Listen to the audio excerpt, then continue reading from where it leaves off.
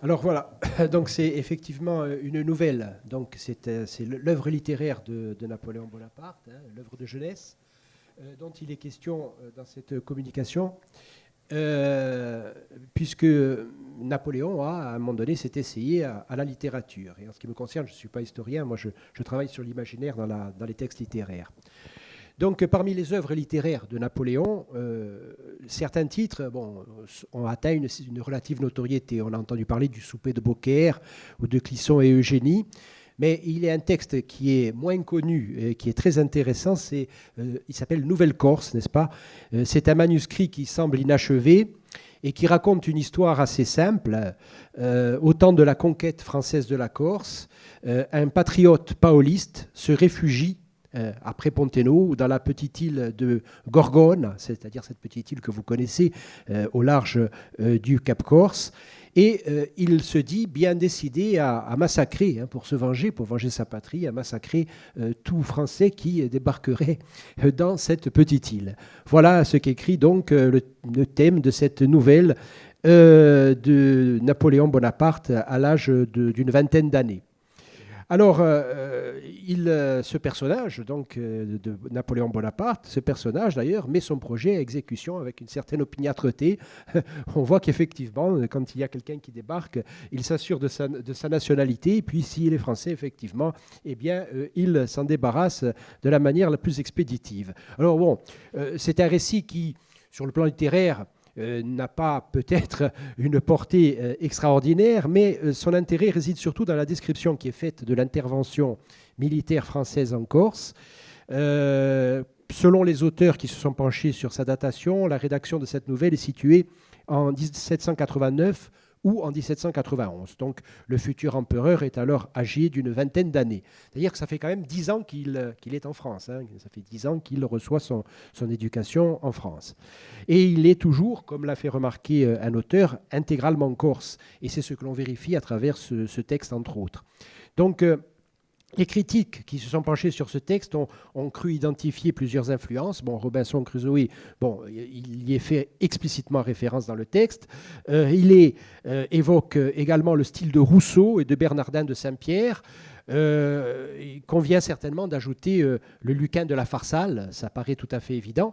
Mais la source principale d'inspiration de Napoléon Bonaparte pour ce texte, c'est une source qui est corse. Ce que nous nous proposons d'établir à travers la comparaison de ce texte avec ceux du XVIIIe siècle insulaire, et particulièrement le Vir Nemoris de Giuseppe Ottaviano Nobili Savelli, qui est un long poème en langue latine qui avait été écrit une vingtaine d'années plus tôt. Hein, donc il y a un écart de 20 années. Alors nous précisons qu'il paraît tout à fait douteux que le jeune Bonaparte ait eu accès au manuscrit de Nobili Savelli, puisque le texte n'était pas publié et on ne voit pas comment il aurait eu accès à ce manuscrit. Donc ce que nous nous attacherons à montrer à travers la lecture parallèle des deux textes, c'est que par-delà le temps écoulé, une vingtaine d'années, malgré la différence de langue, hein, puisque le Vir Nemoris est écrit en latin et en vers, hein, alors que Nouvelle-Corse est écrit en langue française. Donc différence de genre littéraire, différence de langue, et malgré tout, les deux textes mobilisent le même imaginaire collectif et procèdent aussi de la même interprétation des événements politiques en Corse. Alors, quelques mots sur le Vir Nemoris de Nobili Savelli, parce que c'est un texte très important. Alors, sur le plan littéraire, il a une portée certainement supérieure à celle de Nouvelle-Corse. L'auteur du texte, Nobili Savelli, est un fidèle de Paoli, auquel il est d'ailleurs apparenté. Il a été étudiant à l'université créée par l'État corse, hein, puis il a été cadre de l'État corse de Paoli, et puis enfin, il a été combattant lors de l'affrontement avec les troupes françaises. Après la défaite de Ponteno, où il a pris les chemins de l'exil, comme Pascal Paoli, il s'agit d'un lettré, d'un fin lettré. Il a été l'ami de Vittorio Alfieri et de Pietro Metastasio. Il a d'ailleurs Pietro Metastasio l'a incité à traduire en toscan et à publier des odes d'Horace. Donc ils étaient en relation assez étroite. Alors le Vir Nemoris, c'est une épopée qui évoque la même période que la Nouvelle-Corse de Napoléon Bonaparte, c'est-à-dire la période qui a immédiatement suivi la bataille de Ponteno. Alors ce texte, le Vir Nemoris, raconte un fait historique, Là, on n'est pas dans la fiction comme dans Nouvelle-Corse. Là, c'est un fait historique. C'est la poursuite de la lutte par le curé de Goigne, ou Circinello, qui est très connu, en Corse en tout cas. Entouré de ses partisans, il refuse obstinément de faire allégeance à la France et donc il poursuit le combat après Pontenovo.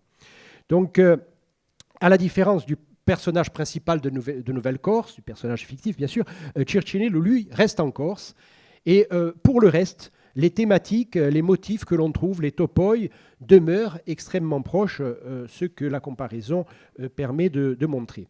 Alors, il y a notamment 4 points sur lesquels je voudrais opérer un rapprochement entre les deux textes, et puis après, il y en a d'autres, nous passerons plus rapidement sur les points suivants. D'abord, l'âge d'or, qui est décrit donc dans les deux textes. L'âge d'or, c'est évidemment la période d'indépendance de la Corse, et ensuite le désastre, c'est-à-dire la conquête française de la Corse. On trouve exactement les mêmes idées donc, dans les deux textes. Dans les deux textes étudiés, la période d'indépendance est présentée donc, comme un âge d'or, mais explicitement dans le Virne Moris de Nobilis Aveli, il dit « époque trop heureuse, âge d'or trop pur de la Corse ». Donc lui, il parle d'âge d'or. Et dans Nouvelle-Corse, cela n'est pas dit explicitement, mais implicitement, je cite « nous étions libres, nous étions heureux ». Voilà, Nouvelle-Corse de Napoléon Bonaparte. L'intervention militaire française apparaît dès lors comme un désastre qui s'abat sur l'île. Alors, je cite là Nobilis Aveli, le Virne Moris. « De là-haut, nous voyons l'incendie ravager nos humbles demeures, nous le voyons s'insinuer là, puis soudain resplendir de ces flammes tremblantes. D'en bas s'élève légèrement jusqu'à nos oreilles la plainte des prisonniers qui, angoissés, honteux de cette blessure à vif, défaillants et cernés au milieu de la fumée, contemplent leur demeure et remplissent le ciel de leurs plaintes. » Ça, c'est Nobilis Aveli. Alors à présent, Nouvelle-Corse de Napoléon Bonaparte. « Je quittai mes gens pour voler au secours de mon infortuné père que je trouvais nageant dans son sang. Ma femme, 3 de ses frères avaient été pendus sur les lieux mêmes. 7 de mes fils, dont 3 ne passaient pas 5 ans, avaient eu le même sort. Nos cabanes étaient brûlées. Le sang de nos brebis était confondu avec celui de mes parents. » C'est Napoléon Bonaparte. Alors, outre l'extrême violence et la disproportion des forces en présence, les deux textes évoquent les exactions contraires au droit de la guerre, et notamment les atteintes à l'honneur des femmes. Alors, le Virne Moris, la Vierge, immolée par l'ardeur inconnue du désir, regarde le ciel renversé et préserve encore sa pudeur blessée en se cachant le visage. À présent, Nouvelle-Corse de Napoléon Bonaparte. Je continuai mon chemin pour aller savoir des nouvelles de ma mère lorsque je trouvai son corps nu, chargé de blessures et dans la posture la plus révoltante.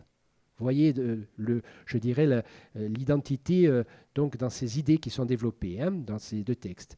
Alors, les deux textes expriment le désespoir des Corses. Alors, le Virne Moris.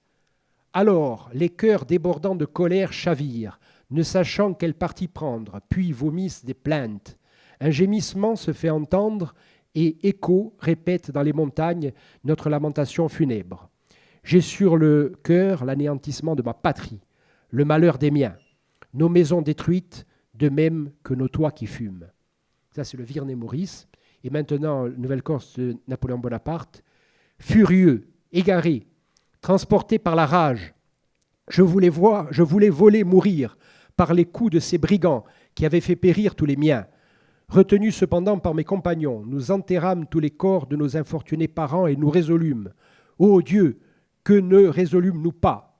Mais enfin, nous prîmes le parti de quitter une île proscrite où des tigres régnaient. Alors vous voyez un petit peu, pour le Virne Moris de Nobilis Aveli, débordant de colère, et Napoléon Bonaparte, transporté par la rage, avec évidemment les développements qui suivent et qui sont particulièrement saisissants. On pense d'ailleurs ici aux lettres sur la Corse adressées par Bonaparte à peu près à la même période, c'est-à-dire en juin 1790, adressées à l'abbé Raynal, parce que vous savez que Bonaparte a entretenu une correspondance avec l'abbé Raynal donc, dans sa jeunesse, parce qu'il projetait d'écrire une histoire de la Corse. Alors, il écrit ceci à l'abbé Raynal. « Mais sans doute le récit de nos gémissements, 30 000 Français vomis sur nos côtes, renversant le trône de la liberté, le noyant dans des flots de sang, offre le tableau d'un peuple qui, dans son découragement, reçoit des fers. Il y a d'ailleurs une lettre adressée à Paoli à la même époque qui reprend pratiquement les mêmes mots. Les 30 000 Français vomis sur nos côtes, noyant le trône de la liberté dans des flots de sang. Alors ça, c'était pour le premier élément, c'est-à-dire le désastre, l'âge d'or et le désastre. Le deuxième élément, la notion de serment. Parce que dans les deux textes, la soumission à la France, à laquelle avaient pourtant consenti de nombreux chefs corses à ce moment-là, après Ponteno. Mais dans les deux cas, dans les deux textes, la soumission est absolument impensable parce que dans les deux cas, il s'agit de respecter un serment.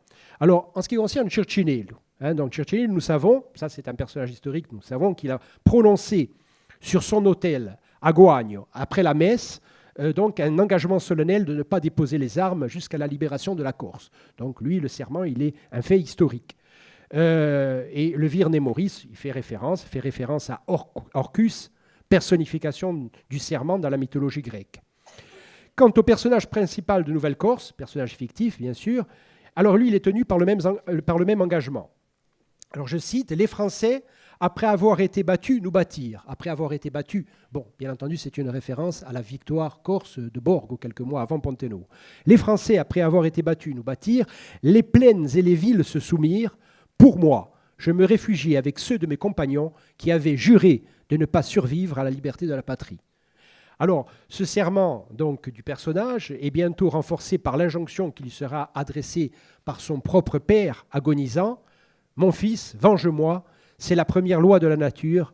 Meurs comme moi, n'importe, mais ne reconnais jamais les Français pour maîtres. » Voilà. Napoléon Bonaparte. Alors le fils n'oubliera pas sa promesse lorsqu'il se retrouvera ensuite face à un jeune Français, et il lui dit « Monsieur, vous saurez que je suis ennemi de votre nation, et j'ai juré sur mes autels, par le Dieu qu'ils ont outragé, de venger, de massacrer tous ceux qui tomberaient en ma puissance. » Voilà, donc ça c'est le personnage de Napoléon Bonaparte. Alors, troisième élément, chez Nobili Savelli et chez Bonaparte, une gallophobie certaine et une anglophilie, ce qui peut paraître aujourd'hui étrange parce qu'on connaît la suite de l'histoire. Mais enfin, on trouve dans les deux textes une franche gallophobie. On la comprend, c'est la suite de la bataille de Ponteno et de l'occupation de la Corse, mais une certaine anglophilie également qui est mentionnée. Alors, chez Nobili Savelli, les Français sont notamment accusés d'avoir joué un jeu trouble pendant la guerre entre les Corses et les Génois, puisque les Français, à ce moment-là, entretiennent des relations un petit peu avec les deux parties, et on les accuse en quelque sorte d'avoir trahi la confiance des Corses. Alors, Nobili Savelli, je donne la traduction en français, c'est la traduction de François-Michel Douratz, qui est une très très belle traduction. Je vous montrerai les ouvrages, je les ai amenés. C'est une traduction récente et de très bonne qualité. Donc je cite Nobili Savelli. « Après, tu me diras, soldat, ce qu'est la loyauté française, dans un conflit à rebondissement dans lequel la France joua un rôle trouble. » Un peu plus loin, « Une si grande confiance envers le Français menteur s'est-elle emparée de vous ?» Un peu plus loin, « Mais qui fera jamais confiance aux Français comme à des amis ?» Un peu plus loin, « Méprisant la vénérable foi, la France, artisane de tromperie. » Alors un peu plus loin, « La peste française pénètre, épuise sourdement nos veines et remplit notre corps de pourriture. » Alors ça, c'est Nobili Savelli. Bon, ça n'est pas tellement étonnant, ça se situe un peu après Ponteno. Nobili Savelli rappelle d'ailleurs donc l'épisode historique, un épisode historique qui remonte au XVIe siècle, pour montrer que la trahison française est en fait une habitude. Il parle de l'époque de Sampiero, et à l'époque, les Français avaient été les alliés de Sampiero, mais ensuite ils avaient restitué la Corse à Gênes. Et le reproche qui est fait par Nobili Savelli ici est fait dans les textes du XVIIIe siècle, les textes politiques, notamment la justification de la Révolution de Corse, qui est publiée en 1758 et qui est le texte sans doute le plus important. Donc c'est véritablement cette idée de la France qui a trahi au XVIe siècle, c'est une idée qui, au XVIIIe, revient avec beaucoup de force dans l'argumentation politique des Corses. Alors, la conquête qui est marquée par la brutalité est décrite par Nobili Savelli comme un crime et comme une souillure. Ta poitrine, foulée par un pied boueux, garde encore les empreintes des Gaulois, et tes rivages, toujours souillés de cris honteux, ont perdu leur antique beauté. les cruelles armes des Français, les féroces Français. Bon, c'est ce qu'on lit dans le texte de Nobilis Savelli. Et la langue française elle-même est associée par Nobilis Savelli au sentiment d'oppression. Je cite, « réveillé par l'âpre langue de l'importun français ». Alors, cette idée de la langue, comme je dirais à l'époque de la conquête, comme une forme d'agression également, c'est quelque chose dont la langue corse a gardé d'ailleurs une trace à travers une locution que vous connaissez tous, c'est « l'affari sono in francese ». L'affari sono in francese, ça veut dire « les choses prennent mauvaise tournure ». Et d'après Fernand Ettori, en fait, cette expression qui signifie que l'on s'attend à quelque malheur, donc, est évoqué en souvenir de l'inquiétude née des proclamations militaires menaçantes affichées sur la place du village. Oui, à l'époque de la conquête, on affichait en français donc, des proclamations du genre quiconque sera trouvé avec des armes, etc., sera pendu. Bon, et ça, c'est l'affare et son francese. Voilà. Alors, en matière de gallophobie, le jeune Bonaparte n'est pas en reste, ce que montre largement Nouvelle-Corse. Alors, je cite, « Nous étions libres, nous étions heureux lorsque les Français, que l'on dit ennemis des hommes libres, vinrent armés du fer et du flambeau. » Alors, cette phrase ne peut manquer de rappeler celle de Rousseau, qui écrit peu après le débarquement en Corse, dans une lettre à Alexandre de Lair, s'agissant des Français, « S'ils savaient un homme libre à l'autre bout du monde, je crois qu'ils iraient pour le seul plaisir de l'exterminer. » Bon, ça, c'est Rousseau. Bon, on voit cette identité de vue entre Rousseau, sur ce point en tout cas, et le futur empereur. Alors, la rancune de Bonaparte à l'endroit des Français apparaît en de nombreuses pages de Nouvelle-Corse. « Quand je fus assuré que les 2 nouveaux débarquants n'étaient pas français, je résolus de leur donner refuge. » Bon, un peu plus loin, « Monsieur, lui dis-je, vous saurez que je suis ennemi de votre nation. » Un peu plus loin, il raconte une bagarre avec les Français. Ils me tirèrent la barbe, me battirent, me bafouèrent, m'appelèrent sauvage. C'était d'ailleurs des Français. Un peu plus loin, depuis ce temps-là, j'ai juré de nouveau sur mon autel de ne plus pardonner à aucun Français. Il y a quelques années que j'ai vu périr 2 bâtiments de cette nation. Quelques bons nageurs se sauvèrent dans l'île, mais nous leur donnâmes la mort. Après les avoir secourus comme hommes, nous les tuâmes comme Français. Voilà, Napoléon Bonaparte dans sa nouvelle. Bon, la nouvelle se conclut d'ailleurs par un nouveau massacre de soldats français. Je profitais de ce moment et j'enfonçai le stylet de la vengeance dans le cœur de 2 de ces perfides. Je me revêtis de l'habit d'un des soldats que j'avais tué, armé de 2 pistolets que je trouvais sur lui, de mon sabre, de mes 4 stylets. Excuse-moi du peu. J'arrivai au bâtiment. Le patron et Amous furent les premiers qui sentirent le glaive de mon indignation. Les autres tombèrent également sous les coups de ma fureur. Nous traînâmes leurs corps au pied de notre autel et là, nous les consumâmes. Ce nouvel encens parut être favorable à la divinité. Bien. Alors, dans les 2 textes étudiés, cette gallophobie s'accompagne d'une anglophilie très marquée.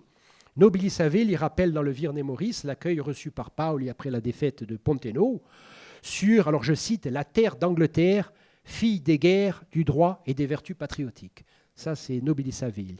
Quant à Bonaparte, il choisit carrément pour narrateur de sa Nouvelle-Corse un Anglais contraint de relâcher à Gorgone et donc qui recueille le récit du paoliste exilé. Vous voyez, alors, Bonaparte, c'est carrément le narrateur qui est anglais. Alors, le paoliste lui manifeste d'ailleurs immédiatement une vive sympathie. Peut-être est-ce un de ces Anglais vertueux qui protègent encore nos fugitifs citoyens. Alors, il répond, donc le narrateur, « Oui, mon père, lui dis-je, je suis anglais et anglais de vos amis. Sois bienvenu, anglais, vous régnez ici. La vertu a le droit d'être vénérée en tout lieu. » Oui, c'est Napoléon Bonaparte qui écrit ça. Lorsque l'on connaît les événements historiques qui vont suivre l'écriture de cette nouvelle, bon, ces mots ne manquent pas de saveur. Alors, quatrième élément, le souvenir de la tyrannie génoise. Ça, c'est très important parce que c'est très politique. C'est un autre élément qui permet d'établir l'identité d'inspiration des 2 textes, la façon dont est présentée la domination génoise qui a précédé celle de la France. Alors, dans Nouvelle-Corse, Bonaparte, vous l'observez à la lecture, il utilise systématiquement le mot « tyran » pour évoquer les Génois. Tyran. Pas autre chose, pas dominateur, pas oppresseur, tyran. Et ce n'est pas par hasard, parce qu'il ne s'agit pas seulement d'un synonyme du mot oppresseur. Cette notion de tyrannie occupe une place centrale dans la doctrine corse du XVIIIe siècle. En effet, quand les Corses ont à justifier vis-à-vis de l'opinion européenne leur insurrection contre Gênes, bon, c'est quand même la théorie du droit divin qui prévaut en Europe, et elle dit que se révolter contre le prince, il faut entendre prince au sens le plus large, y compris pour la République de Gênes, ça s'applique bien entendu, donc se révolter contre le prince, c'est se révolter contre Dieu, c'est ça la doctrine, hein, chez Bossuet notamment. Bon, donc il faut expliquer pourquoi on se révolte contre le prince, sans alarmer tous les princes d'Europe et se les mettre à dos, pour le dire familièrement. Donc les Corses, ils vont pas dire, ils n'ont pas du tout vocation à exporter leur révolution, c'est pas comme la Révolution française. Les Corses vont dire, non mais nous, vous savez, on a juste un problème avec Gênes parce que ce sont des tyrans. Les autres princes, le roi de France, très bien. Alors là je veux dire, avant la guerre franco-corse, il y a au contraire, je dirais, une sympathie, en tout cas, il y a donc de la part, notamment de Salvini en justification, presque une apologie du roi de France et du peuple de France. Hein. Donc, là, je dirais, la gallophobie, c'est l'époque d'après, évidemment. Hein. Alors, j'en reviens à la justification de la guerre contre Gênes, de l'insurrection contre le prince.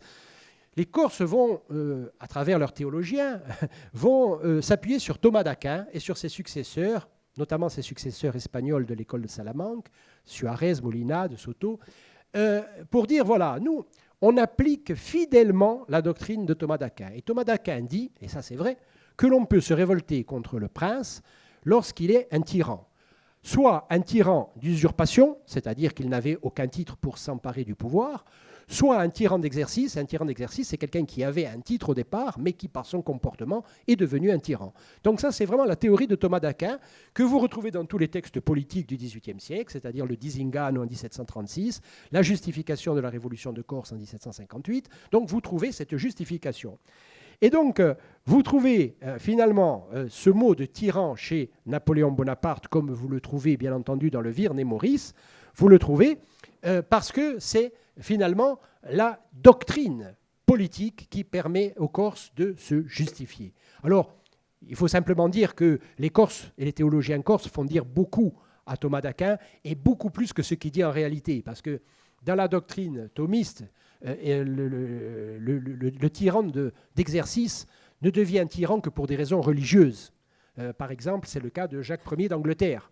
C'est pour son comportement vis-à-vis des catholiques. En revanche, les Corses n'accusent pas les Génois d'être hérétiques. Et ils disent simplement qu'ils administrent mal la justice, qu'ils font peser sur les populations des impôts démesurés, qu'ils ne délivrent pas l'éducation aux populations, etc. Donc ce sont vraiment des motifs séculiers. Alors le fait pour les Corses de transformer la doctrine thomiste et de l'appliquer à des motifs séculiers, c'est véritablement quelque chose de très révolutionnaire. Parce que c'est vraiment, en quelque sorte, comme l'a dit quelque part un auteur récent, c'est la politique qui redescend sur terre. C'est la séparation de l'ordre ecclésial et de l'ordre politique. Donc c'est quelque chose qui est très important.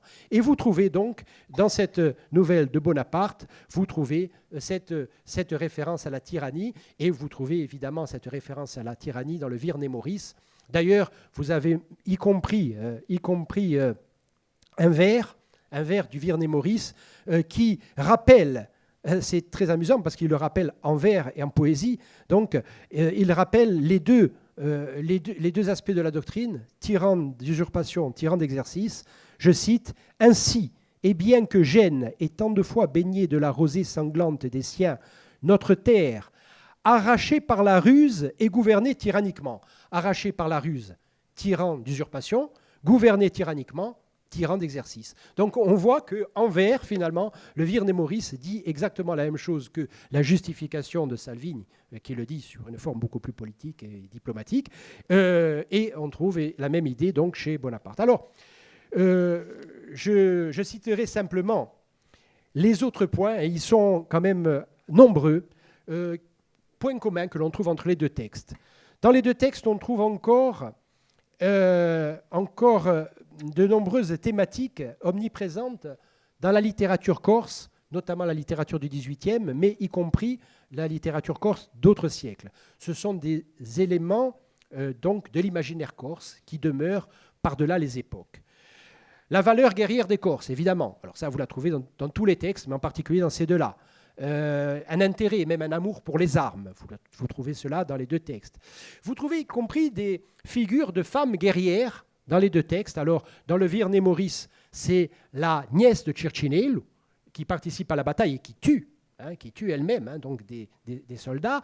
Dans le Nouvelle-Corse de Napoléon Bonaparte, c'est la fille du patriote exilé qui, à un moment donné, abat 2 soldats avec son fusil. Donc cette figure de femme énergique, voire guerrière, c'est quelque chose qui court aussi dans l'imaginaire corse. On pense en matière de femme énergique à Faustine Gaffori, la femme de Gaffori, qui a été héroïque face aux Génois. Et il y a effectivement dans cet imaginaire corse, cette figure qui apparaît régulièrement et que l'on retrouve encore dans ces 2 textes. Alors, la vengeance, bien sûr. Alors la vengeance, on dit que c'est une spécificité corse, ça ne l'est pas, mais en tout cas, cela fait partie quand même de notre imaginaire et on le retrouve dans tous les textes, et dans ces 2-là en particulier. L'attachement à la liberté et à l'indépendance de la Corse, alors ça c'est dit dans les 2 textes de manière très explicite. La liberté, c'est le mot d'ordre de la Révolution corse. Liberta, comme égalité a été le mot d'ordre de la Révolution française.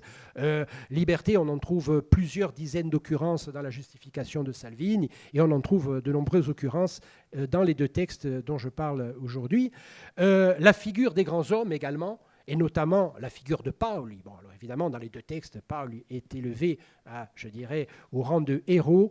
Il y a une idée aussi que l'on retrouve dans les 2 textes et qui court dans la littérature corse, en particulier du XVIIIe, c'est l'idée selon laquelle la Providence est du côté des Corses, que les Corses ont l'aide de la Providence. Et ça, on le retrouve dans ces 2 textes. Alors, de l'étude de cette nouvelle de Bonaparte et de sa confrontation à la pensée corse du XVIIIe siècle, nous pouvons retenir un enseignement. Alors qu'il vit depuis 10 ans en France et malgré l'éducation qu'il y a reçue, le futur empereur demeure totalement immergé dans l'imaginaire et la culture politique corse. Comment pourrait-on imaginer qu'une aussi forte imprégnation ait pu disparaître dans les années qui suivirent et que sa corsité politique n'ait pu jouer un rôle déterminant lorsqu'il eut à gouverner la France et l'Europe? Il y a là sans aucun doute une clé peu utilisée jusqu'ici qui pourrait permettre d'accéder à une meilleure compréhension de la pensée politique et de l'action publique de ce personnage historique, Napoléon Bonaparte. Voilà, je vous remercie.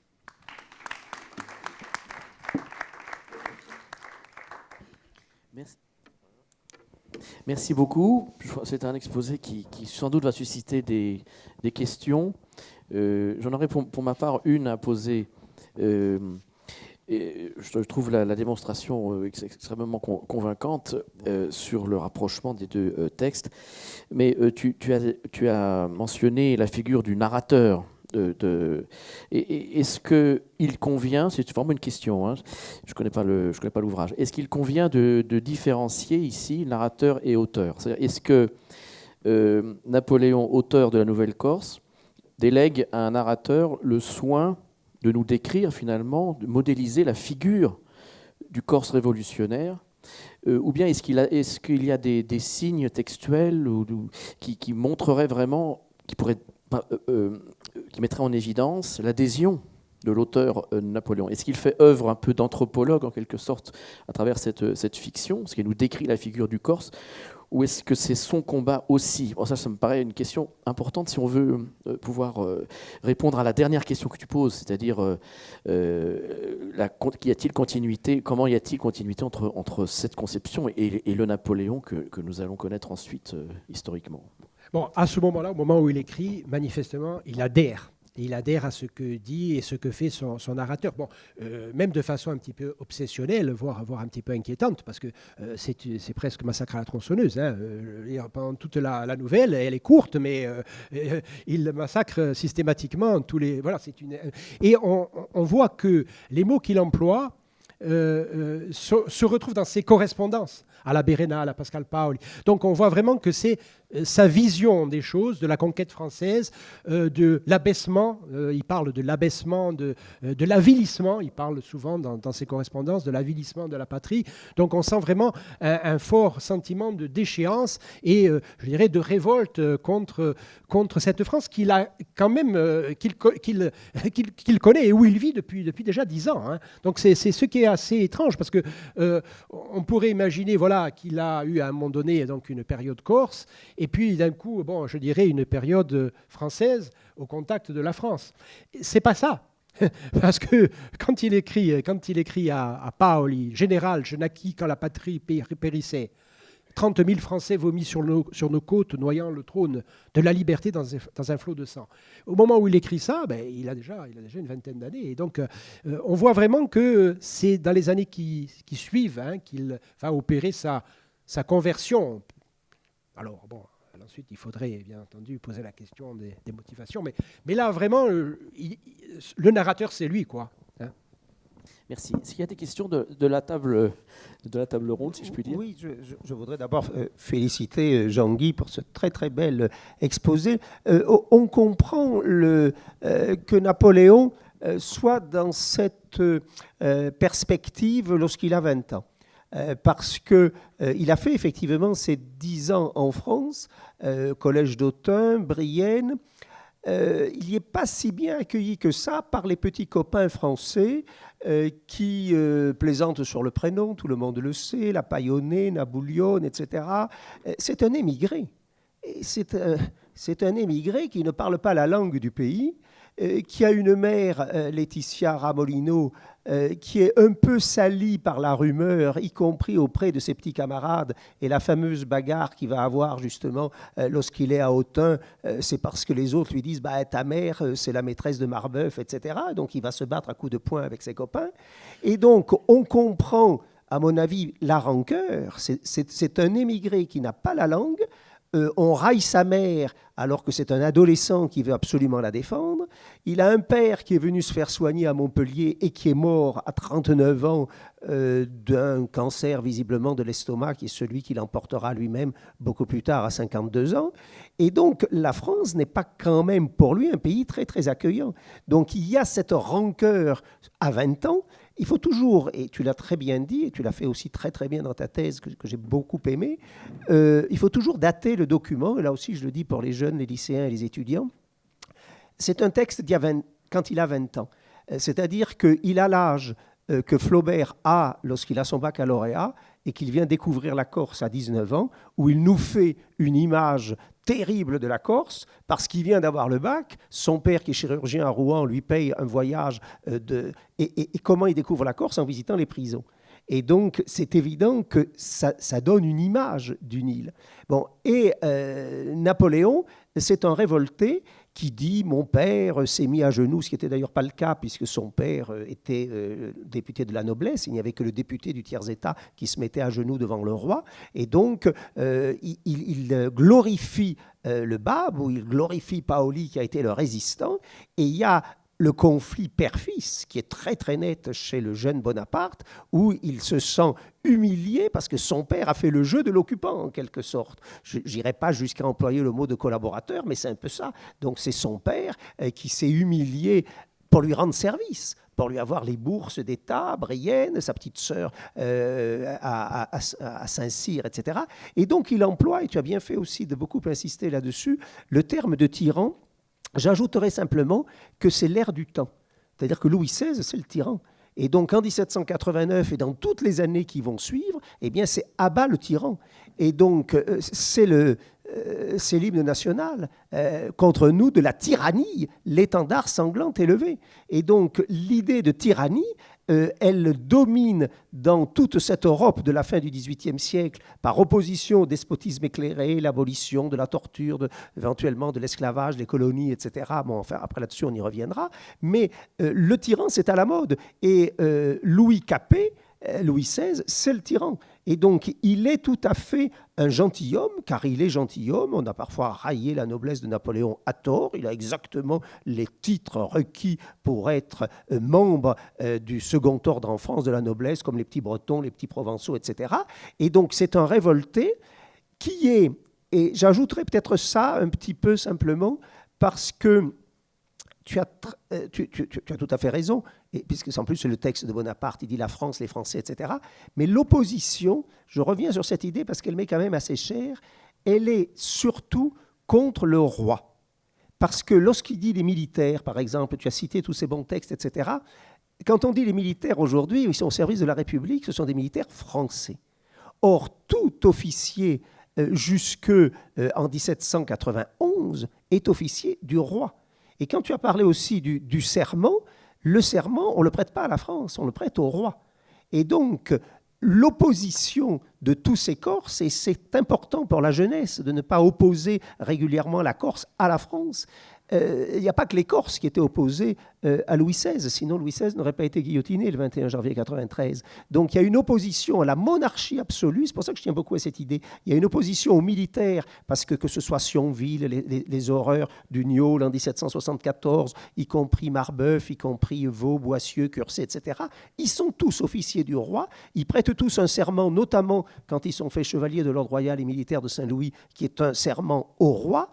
Et donc, il faut, je crois, même si dans les textes on dit les officiers français, etc., je crois qu'il est utile, surtout dans la conjoncture actuelle qu'on ne peut que féliciter, de bien montrer que l'opposition était une opposition à un régime, et tu l'as très très bien dit au début de ton exposé, parce que le pays qui brille à ce moment-là, c'est l'Angleterre. Et donc, quand tu as parlé de cette anglophilie en disant bon, qu'elle nous amuse quand on connaît la suite, bon, Nelson, Trafalgar, etc., l'Angleterre, c'est 1688, c'est la glorieuse révolution. Pourquoi glorieuse? Parce que le sang n'a pas coulé. Et donc, il y a cette admiration vis-à-vis d'un pays qui a coupé la tête à son roi beaucoup plus tôt, dans les années 1640 avec Charles Ier. Mais la glorieuse révolution fait que l'Angleterre est une monarchie parlementaire, d'où effectivement un très grand bonheur, que ce soit de Montesquieu qui est à Londres en 1732, que ce soit de Paoli, etc. D'où cette anglophilie ambiante. Et donc l'opposition, elle est au régime, monarchie absolue, et l'admiration, elle n'est pas pour le roi d'Angleterre, elle est l'admiration pour le régime, c'est-à-dire la monarchie parlementaire. Et là, tu te situes très très bien dans cette philosophie donc, de la fin du XVIIIe siècle. Oui. Merci beaucoup. On a le temps de prendre... Oui, pardon, tu peux... Après, on prendra une question et on donnera... Non, sur ce point, s'agissant de l'usage du mot tyran, là, il s'applique aux Génois et pas aux Français. Donc, effectivement, c'est un mot qui est utilisé par ailleurs. Mais je dirais c'est presque un mot c'est un code, en fait, dans la littérature politique corse du XVIIIe, c'est un code et il s'applique aux Génois. Donc, il l'utilise pas. Pourtant, il dit beaucoup de mal des Français, mais c'est pas le mot qu'il utilise généralement pour parler des Français. Donc, c'est vraiment en lien avec, je dirais, sa culture politique et ce qui a été fait avant lui. Après, bien entendu, c'est daté. Hein, c'est quand il a 20 ans, c'est 89 ou 91, on ne sait pas. Je ne tranche pas personnellement, les historiens eux-mêmes ne tranchent pas. Bon, en tout cas, il a une vingtaine d'années. Après, ce qu'il aurait pensé, lui, s'il n'avait pas été en première ligne des honneurs aussi. Hein. Bon, donc, ce qu'il aurait pensé de la France s'il avait été dans la situation de Paoli exilé, ça, c'est autre chose. Paoli lui-même a eu une attitude, je dirais, qui a varié selon les périodes, puisqu'il revient ensuite, après le début de la Révolution, mais il rompt très vite avec la Convention. Il y a quand même, je dirais... globalement, pour rester sur Paoli, là, hein, puisque Bonaparte, lui, il était déjà...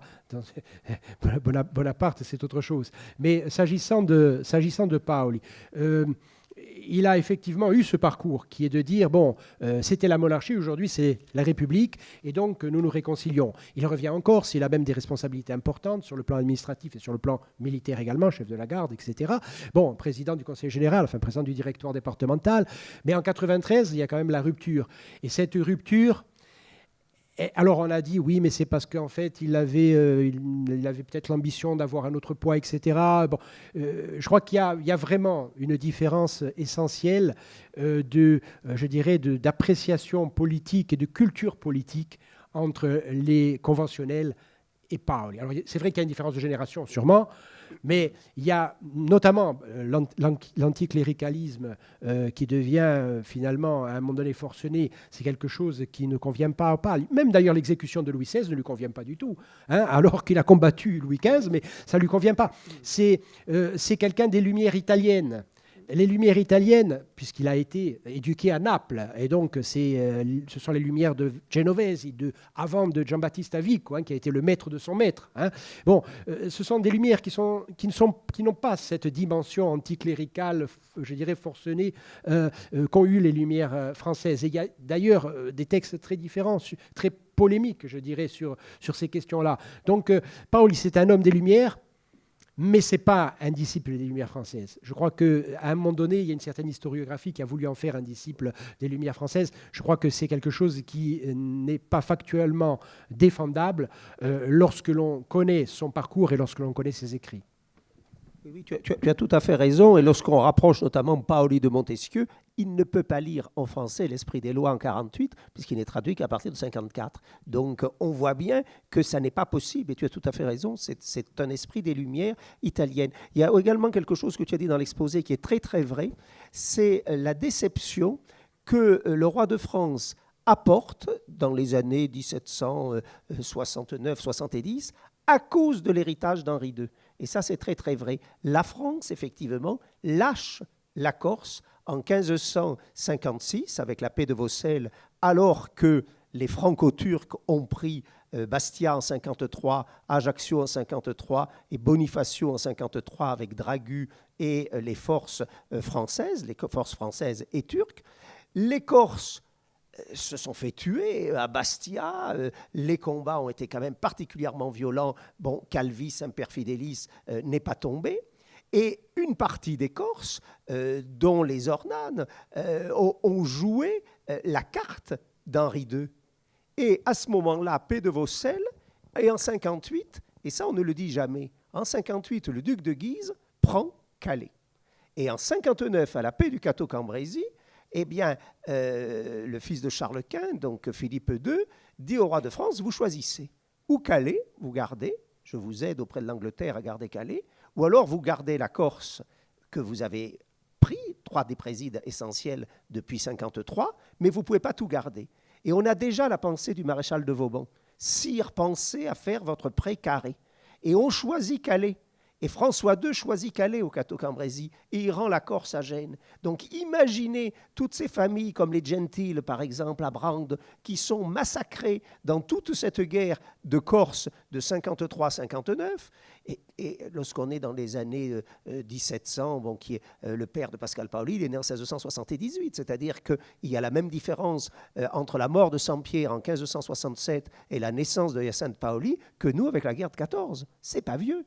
Et par conséquent, ces gens-là, avec une mémoire humaine qui dure à peu près un siècle, surtout en Corse, où on raconte beaucoup de choses, la génération de Hyacinthe, elle sait très bien que la France d'Henri II a lâché la Corse et que toutes ces familles se sont fait assassiner, massacrer à Bastia, etc. Et donc, quelle confiance avoir? Et donc, on comprend à ce moment-là, par le jeu de 3 générations, c'est rien. Nous avons tous connu nos grands-parents et nos grands-pères qui ont fait la guerre de 14. Donc, eux, ils ont tous connu leur grand-père qui a été lâché par Henri II. Et donc, on comprend la défiance vis-à-vis du roi de France. Et ça, c'était un point essentiel donc, de ton exposé. Merci beaucoup à tous. Et je vous propose que nous fassions la pause maintenant parce que je suis très scrupuleux. Je souhaite que les 2 intervenants suivants aient le même temps de parole. Si vous avez des questions, gardez-les pour la fin de la matinée après les 2 exposés de tout à l'heure. On reprendra un temps de questions. Je vous demande de respecter, si possible, le temps qui est impartie à la pause, bien qu'elle soit dans un autre lieu. Je vous demande d'être de retour ici à 11h15 pour que nous puissions donner à nos collègues le temps de parole auquel ils ont droit. Merci. Alors, durant cette deuxième partie de matinée, nous allons entendre deux exposés. Le premier d'entre eux donc, est prononcé par Jean-Dominique Paoli, qui est maître de conférences de littérature comparée à l'Université de Corse et donc chercheur à l'UMR LISA. Donc son intervention, non seulement il est co-porteur de ce projet dont le séminaire est le premier acte, mais il est également spécialiste, entre autres, du mythe héroïque de Napoléon dans la littérature, dans les littératures, notamment européennes, ce qui donne toute son importance à sa participation scientifique, bien entendu, à ce séminaire. Je rappellerai les journées d'études qu'il a organisées et présidées, notamment, parce que beaucoup d'événements lui sont dus, sur l'iconosphère napoléonienne en 2013. Donc il va nous parler maintenant de l'histoire de la Corse du jeune Napoléon Bonaparte. Voilà, je te remercie. Donc, on m'entend bien là, oui. Donc, mon exposé est en relation directe avec ce que nous a dit Jean-Guy Talamone ce matin. Effectivement, ça concerne les écrits de jeunesse de Napoléon Bonaparte. Ça concerne donc les manuscrits que ce jeune homme va essayer de griffonner et qui ne sont pas publiés, évidemment, de son temps. Il les garde pour lui. Il les garde pour lui. Et je vais insister sur un aspect de ces manuscrits de jeunesse, c'est l'histoire de la Corse, puisqu'effectivement, il a l'intention d'écrire une histoire de la Corse. Alors, ce qu'on peut dire, évidemment, tout d'abord, c'est que cela va démontrer que l'imaginaire politique de Napoléon Bonaparte est bien en relation avec la Corse. Bien montrer que lorsqu'il est à Brienne, il pense sans arrêt à la Corse. Et il fait les choses toujours en relation avec sa patrie. Mais ce qui m'étonne, c'est lorsqu'il arrive au pouvoir, Napoléon Bonaparte garde ces textes, donc ces manuscrits de jeunesse. On a bien compris qu'ils sont parfois très compromettants, comme celui qu'a évoqué Jean-Guy ce matin, la Nouvelle-Corse, il les garde, il ne les détruit pas. Alors pourquoi, peut-être que monsieur le professeur d'agé français peut nous répondre, pourquoi il ne détruit pas ces textes? Il les garde. Voilà. Il part à Sainte-Hélène, il en emporte une partie, il confie l'autre partie au cardinal Fesch, et ce n'est que dans les années 1840, je pense, avec le Fonds libre, que les premiers extraits sont publiés. Voilà. Donc c'est assez étonnant. Alors cette histoire de la Corse est constituée donc de fragments, puisqu'effectivement, il va dire à son frère Joseph, dans la lettre du 7 août 1792, il dit « Mon ouvrage est fini, corrigé, copié, mais ce n'est pas dans ces circonstances que l'on fait imprimer. Aussi bien, je n'ai plus la peine, je n'ai plus la petite ambition d'auteur. » Donc, dans cette lettre en 92, il dit bien que son histoire de la Corse est terminée. Il en a parlé plus tôt à Pascal Paul, il en a parlé à l'abbé Raynal. On sait bien qu'il est en train d'écrire cette histoire, mais là, il dit qu'elle est terminée. Alors, est-ce qu'il fabule? Est-ce que cela correspond à quelque chose? Bon, voilà. Nous, ce que nous possédons, ce sont seulement des fragments, des extraits, on dira donc des bribes. Il y a plusieurs textes, en particulier les 3 lettres à l'abbé Raynal, qui sont rédigées en Corse de septembre 1789 à novembre 1790. Et il y a d'autres éléments, évidemment, que l'on peut tirer de Nouvelle-Corse ou des premiers textes. Alors, pourquoi veut-il écrire cette histoire de la Corse? Il l'indique clairement. Il dit ceci. D'abord, il évoque l'obligation d'étudier le passé pour comprendre le présent et pour pouvoir y agir réellement. Ensuite, il évoque le courage de démasquer les fausses opinions acceptées par tous et rétablir la vérité, donc rétablir la vérité sur la Corse. Sans arrêt, il y a l'amour de la patrie, l'amour de la Corse et être utile aux miens. Et cela revient, encore une fois, comme une constance.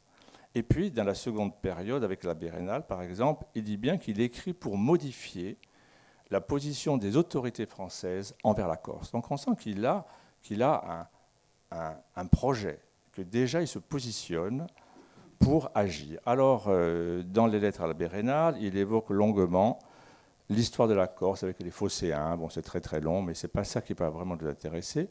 Ce qui nous intéresse, c'est plutôt l'espèce de tiraillement.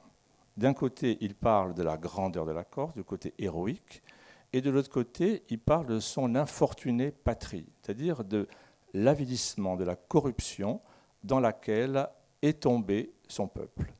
Il dit ceci, comment le Corse, si hardi, si fier, si intrépide, se laissa-t-il traîner dans la fange sans s'émouvoir? C'est cette interrogation-là, évidemment, qui le tiraille. Et on sent bien lorsqu'il va revenir en Corse, puisqu'il arrive à Brienne, il a 10 ans, il ne revient en Corse que lorsqu'il a 16 ans, et bien évidemment, quelques mois avant de revenir, eh bien, il a, je dirais, l'envie du suicide. Il a l'envie du suicide, pourquoi? Parce que la patrie est vaincue. Alors, on voit que ça, c'est le thème principal. La patrie vaincue. La patrie vaincue entraîne le manque de liberté. Le manque de liberté entraîne la corruption de tous. Donc, on voit qu'il y a ce lien entre le côté individuel, mais le côté collectif aussi. Et il indique comment, lorsqu'un peuple est vaincu, eh bien évidemment, il est soumis à ses ennemis. Et ces ennemis vont multiplier les divisions, vont multiplier tout ce qui peut donc alors l'affaiblir et le rendre inconciliable avec lui-même. Il dit ceci, les tyrannies privées, qui vont donc se multiplier en Corse, les tyrannies privées sont contraires à la liberté publique. C'est donc l'élément essentiel. Il a évoqué aussi la notion d'autorité. La notion d'autorité, et lorsqu'on est vaincu par qui? Par quoi? Et là se met en place, ce qu'a évoqué Jean-Guy ce matin par exemple, c'est le pouvoir illégitime, l'autorité illégitime. Et donc, il évoque comme ça le pouvoir illégitime de la France à ce moment-là sur la Corse. Je reviens, ceci dit, de corruption. Il y a une phrase quand même que je veux citer. Hein. Il va arriver en Corse lorsqu'il a 16 ans. Il dit ceci, « Quel spectacle verrai-je dans mon pays? Mes compatriotes chargés de chaînes et qui baisent en tremblant la main qui les opprime. Ce ne sont plus ces braves Corses qu'un héros animé de ses vertus. » Donc c'était Paoli. Et donc, lorsque la patrie n'est plus, eh bien, un vrai patriote doit mourir. Et lui-même, évidemment, songe à ce moment-là au suicide, songe à ce moment-là. On voit bien qu'il est pris dans une sorte de nasse. Voilà, il est pris dans une sorte de nasse, il ne sait pas comment sortir de cette à la fois corruption d'un côté des peuples et puis grandeur de la Corse. Un élément qu'il met en avant toujours lorsqu'il parle de l'histoire de la Corse, c'est la liberté. L'histoire de la Corse est associée à cette volonté de vivre libre. Il en parle comme une nation indomptable, opposée aux tyrans. Les tyrans, ce sont les Génois. Et là, il oppose les Corses guerriers, les Corses courageux, intrépides, aux Génois qui, eux, évidemment, sont des commerçants, sont d'avides marchands. Donc c'est l'opposition peut-être qu'on peut retrouver plus tard avec ce qu'il a voulu faire en opposant, je dirais, la France impériale avec l'Angleterre, commerçante, marchande, financière. Donc la Corse est apparue comme un paradis. Il parle de paradis perdu, il parle d'âge d'or, on l'a bien compris, et toujours cette notion de liberté qui est présente. La notion de liberté qui entraîne la guerre de la liberté. Lorsqu'un peuple est soumis, lorsqu'un peuple est attaqué, eh bien, il a le droit, évidemment, il a le droit de se défendre. C'est la notion de guerre de la liberté. La liberté qui implique donc qu'un peuple, et ça c'est ce qu'il insiste, il insiste là-dessus sur le peuple corse, c'est un peuple conventionné. Autrement dit, c'est un peuple petit, une petite communauté, et cette petite communauté ne peut résister, ne peut être elle-même, non pas en étant totalement indépendante, évidemment, mais en mettant en place des contrats. Et le professeur Frédéric Francesque a insisté dans ses différents écrits sur cette notion de peuple conventionné, qui signe des pactes avec les autres. Et donc, par exemple, le peuple corse, le royaume de Corse, il règne, avait signé le pacte avec Gênes. Et puis à ce moment-là, eh bien, évidemment, Gênes devient un tyran. Donc la guerre de la liberté est une guerre légitime à ce moment-là.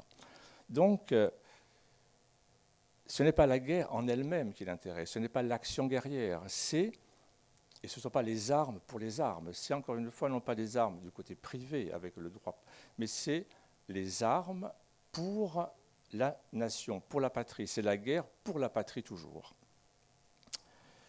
Il y a un texte qui nous intéresserait, c'est le texte où il oppose les hommes illustres des monarchies et des patriotes.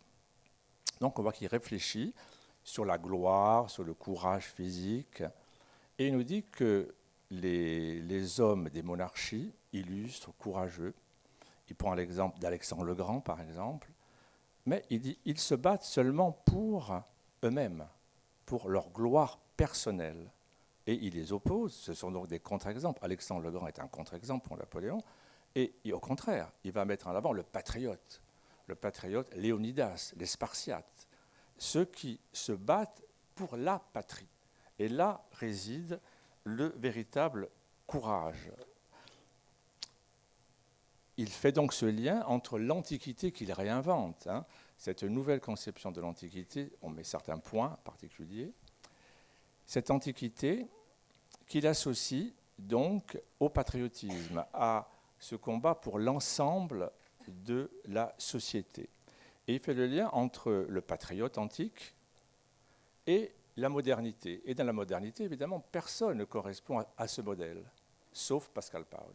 Donc Pascal Paoli est le représentant type, nous dit-il, du véritable patriotisme antique. Donc la Corse porte en elle ce message, ce mouvement, et c'est la Corse qui fait le lien entre l'Antiquité patriotique, les Romains, la Respublica, les Spartiates et la modernité. Donc il prépare la Révolution française. Il y a aussi donc le rôle des héros. On comprend bien que ce qu'il met en avant, c'est l'homme. Tout cela, c'est l'homme. Il parle à un moment donné du moment électrique, de l'étincelle électrique. L'étincelle électrique, c'est le mouvement de l'histoire exceptionnel, donc la Révolution française, comme ça. Mais après, il faut les hommes. Qu'est-ce que les hommes vont faire de cela? Et donc, effectivement, les hommes, ce sont les héros. Ce sont les héros, à un moment donné, qui s'opposent aux monstres. En Corse, par exemple, il évoque les monstres, il évoque les hommes qui ont des âmes de fiel. Et puis, il y a les autres, les hommes nobles, qui comprennent qu'ils vont se mettre au service, non pas d'eux-mêmes, encore une fois, ce n'est pas l'orgueil, ils se mettent au service des autres, au service de leur patrie. Et on voit à quel point le rôle des héros qui agit pour les autres, pour lui, est essentiel. Lorsqu'il évoque cela avec l'abbé Raynal, donc c'est en 89, la Révolution a commencé et se répand. À ce moment-là, il prend un exemple. Un autre exemple, c'est Washington. Et tout de suite, il dit, mais le premier, c'est Pascal Paoli, sans arrêt. Donc, le héros est là pour, nous dit-il, la régénération de leur pays. C'est toujours la même chose, c'est l'opposition aux héros des monarchies. Donc, cette réinvention de l'Antiquité, qu'il associe directement à la Corse, se fait par le vaste mouvement d'abord du politique, c'est-à-dire remettre le politique en avant. Et il dit que le Corse, évidemment, est fasciné par l'implication dans le politique, donc la police, organiser la société, les lois, la magistrature.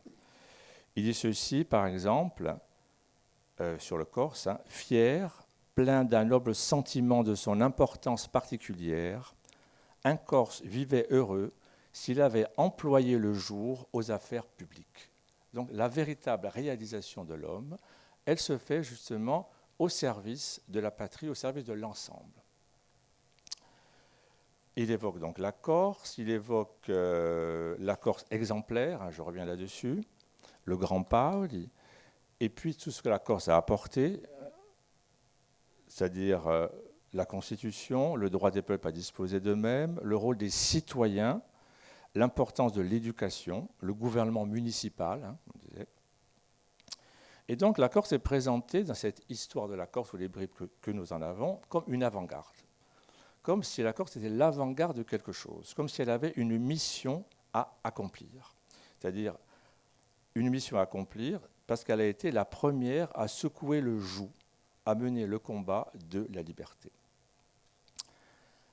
Alors, il y a un mouvement de pensée auquel il se raccroche, même s'il ne le cite pas, mais tous les thèmes sont là, c'est celui du républicanisme antique.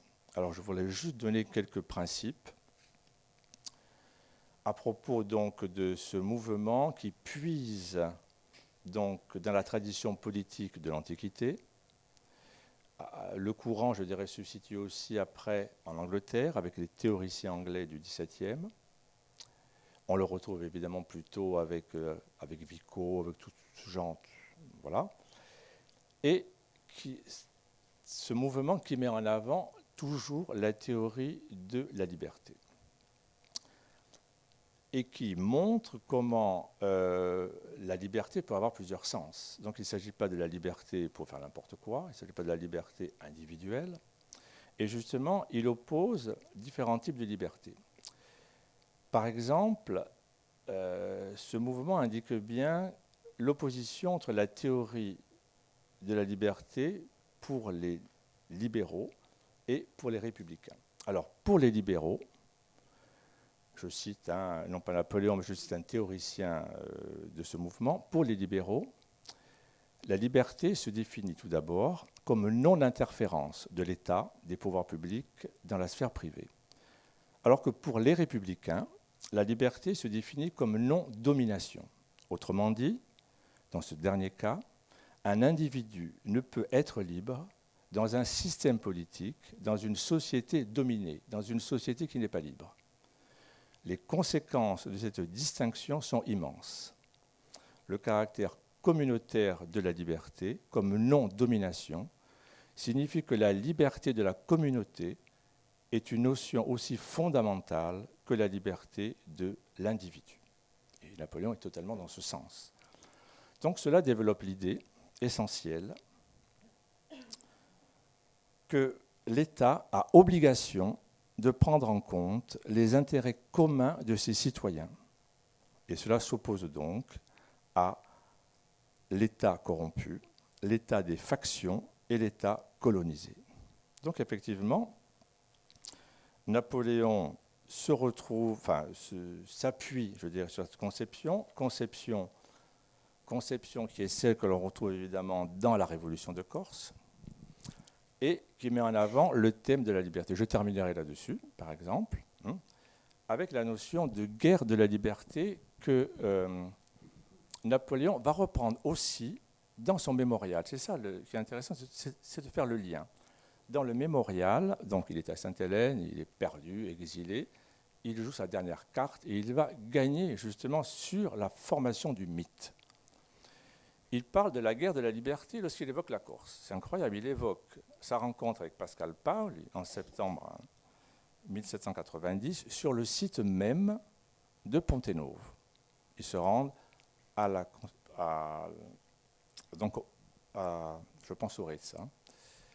Et donc ils sont là, et Napoléon raconte que Pascal Paoli, en quelque sorte, l'adoube. Évidemment, il se présente comme ça, Napoléon. Il se présente comme l'héritier de Paoli, l'héritier politique. Il dit que Pascal Paoli lui parle de tout ce qui se passe, de la bataille, et finalement en parle comme de son fils. Mon fils va, voilà.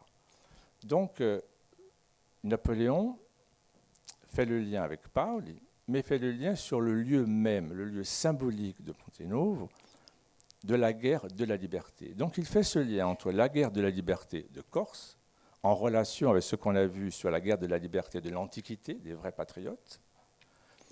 Il fait le lien donc avec Ponténove lui-même, et puis avec les guerres qu'il va mener par la suite.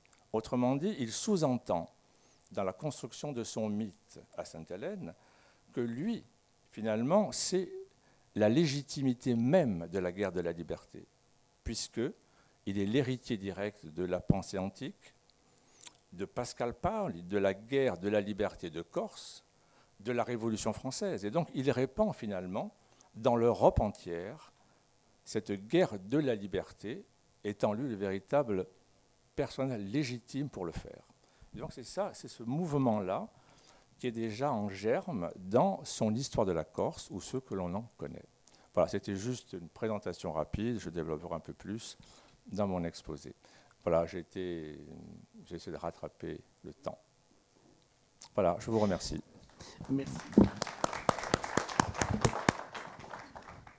Je vous propose de noter les questions que vous souhaitez poser. Je donne tout de même la parole brièvement ici aux orateurs de la table. Et nous aurons un temps de questions de la salle, si vous voulez bien, après le deuxième exposé, parce que je tiens à ce que notre deuxième collègue puisse avoir son temps de parole. Mais là, je donne un temps d'échange entre les intervenants. Peut-être, Michel, tu as... Oui, c'est un exposé très très intéressant que tu as fait là, Jean Do. le contexte de ces années 1760 et 1780 éclaire tout à fait ce que tu dis, parce qu'il y a cette image, l'Antiquité, c'est la vertu, c'est la res publica. Jules César, il a été assassiné parce qu'il a voulu devenir roi, il a voulu devenir impérator, c'est pas empereur, impérator, c'est chef des armées. Donc ça sera Napoléon plus tard, chef des armées. C'est pas le pouvoir politique, c'est celui qui conduit les troupes, l'impérator. Et donc l'Antiquité, c'est la vertu. Ces années 1760, 70, 80, c'est un autre monde, le XVIIIe siècle. La grandeur, c'est pour ça que j'avais appelé d'ailleurs un livre que tu as eu l'amabilité de citer tout à l'heure, donc l'histoire de Corse, le pays de la grandeur. La Corse, elle est inscrite par toutes ses fibres dans l'Antiquité romaine, un peu grecque, Aléria, etc., les Phocéens, mais elle est inscrite dans le souvenir de l'Antiquité. Pascal Paoli, c'est Solon, c'est Lycurgue, c'est Tacite, c'est Virgile, Boswell le dit, bon, il connaît par cœur en entier cette Antiquité romaine. Quelle est la France et l'image qu'elle donne dans ces années 1760 ? Madame de Pompadour vient de mourir en 64. Madame du Barry sort de la prostitution pour aller à 23 ans dans le lit de Louis XV qui en a 60 et quelques, 63. D'où la nécessité de la rédemption. Et cette rédemption, on la trouve sans arrêt dans Pascal Paoli. On va la trouver aussi dans le jeune Napoléon Bonaparte. On est dans un autre monde. Tu as parlé tout à fait avec raison du pacte. La Corse, elle est devenue génoise en 1388 parce que Gênes est une immense puissance. La bataille de la Meloria, 1284. Gênes, c'était avec Venise l'immense république qui avait ses galères, qui étaient les premières à sortir en 1298 de Gibraltar pour aller jusqu'au Maroc, etc. et tout. Or, 1746, faillite de la Banque de Saint-Georges, c'est plus du tout la même république, Gênes. Donc, il y a une désaffection des Corses, d'où un pouvoir qui devient, comme tout à l'heure le disait Jean-Guy, illégitime. On veut bien obéir à quelqu'un qui est grand, Louis XIV, Louis le Grand, Napoléon plus tard, Napoléon le Grand, Alexandre le Grand, mais on ne veut pas obéir à une puissance déchue. Gênes, en 1746, est une puissance déchue. Et lorsque la Corse, et c'est pas de chance, devient dans le giron de la suzeraineté française à partir de 1768-69, elle entre dans une communauté déchue. Louis XV vient de perdre le Canada, 1763, perte de Québec, 1759, perte de Montréal, 1761, perte de la Martinique, 1762, perte de la Guadeloupe, 1759, perte de l'île d'Aix. Tout ça est pris par les Anglais. Et c'est d'ailleurs pour compenser les pertes de l'Empire colonial qu'on a pris la Corse en 1768, parce que ça revalorisait quelque part l'armée française qui était battue. Et il faut bien voir que Louis XIV, c'était Louis le Grand, parce qu'il y avait 54 années de guerre sous Louis XIV. Louis XV, il n'y a plus que 11 années de guerre. On passe de l'épée à la plume. On passe de la grandeur à l'argent. Et là aussi, quand tu as parlé de l'argent, ça reste vrai encore aujourd'hui en France. La connotation argent, ce qui est typiquement marchand, ce qui est typiquement génois, c'est toujours l'argent sale.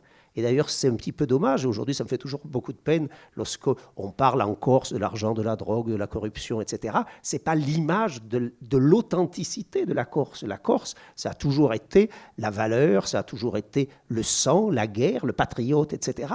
Et donc, la Corse devient française à une époque où Louis XV est en train de légitimer ses 31 bâtards. Pascal Paoli est un célibataire à côté, endurci. On a une vision de la Madone, de la mère sévère, de Laetitia. De l'autre côté, on a Madame du Barry qui sort du ruisseau. Et donc, il est évident que le regard porté sur la France des années 1760-1780, il est forcément mauvais. Et donc, on a une valorisation de la vertu, du courage, de la patrie, mourir pour la patrie, le sang, la vendetta, etc., qui est une culture aristocratique. La volonté de suppression de vendetta par Paoli, c'est Richelieu. 1626, l'abolition du duel. Et la vengeance, et tu l'as bien dit aussi tout à l'heure dans l'exposé, fait partie de l'humanité. Se venger, ça fait partie. Mais Richelieu, homme d'État, dit, bon, ben maintenant, le sang a suffisamment coulé.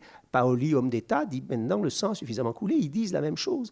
Et donc, on comprend qu'il y ait d'un côté une valorisation de l'Antiquité qui est typique du XVIIIe. Regardez tous les tableaux de David, les 3 Horaces, les 3 Curias. Regardez le vocabulaire. Mirabeau, tribun, tribun du peuple, c'est un terme romain.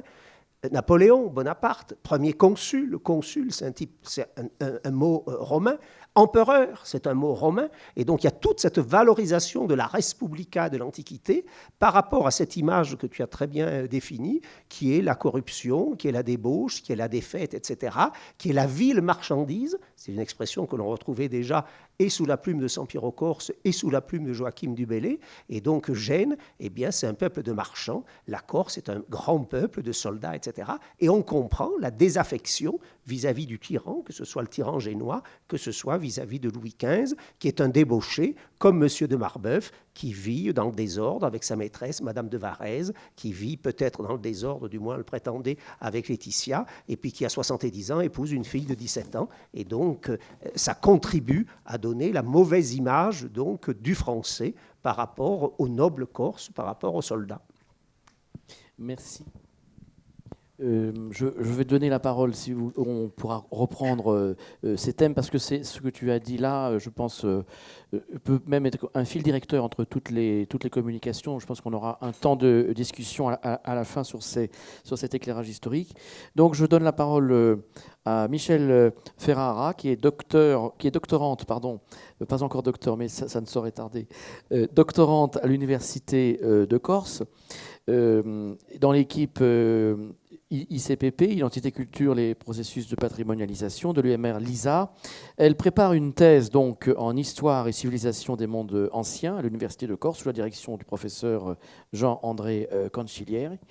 Et le titre de sa thèse est L'espace médiéval de la Corse dans la chronique de Giovanni della Grossa. Je signale d'ailleurs que Michel Ferrara a déjà publié un ouvrage intitulé Chronique médiévale corse de Giovanni della Grossa, résumé et illustré en 2001.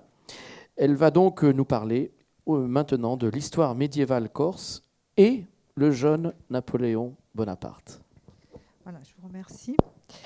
Alors effectivement, c'est en travaillant sur les chroniques médiévales corses, et en particulier celle de Giovanni della Grossa, que je me suis intéressée à la vision de Napoléon Bonaparte sur le Moyen-Âge insulaire.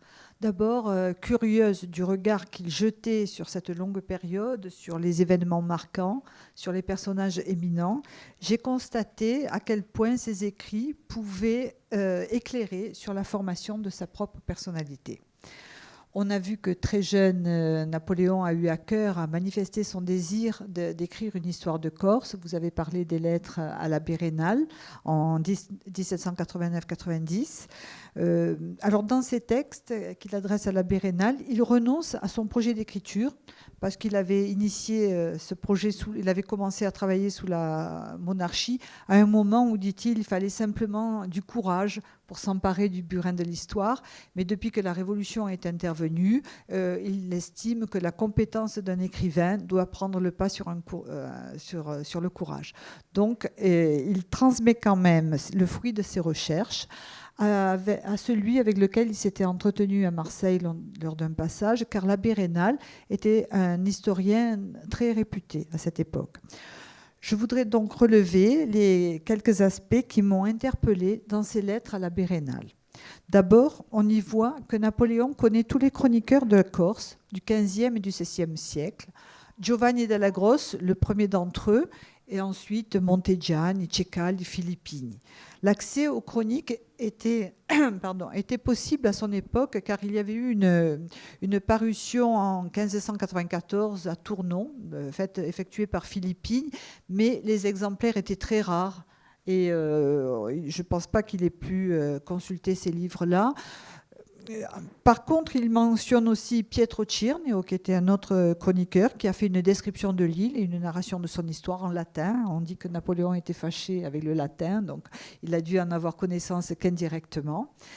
Et ces écrits, de toute façon, ont constitué les sources qui ont alimenté le travail, les travaux d'autres historiens.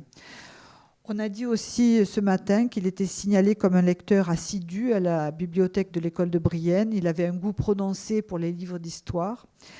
Et il a pu consulter plusieurs ouvrages, très rapidement, parce qu'on n'a pas beaucoup de temps.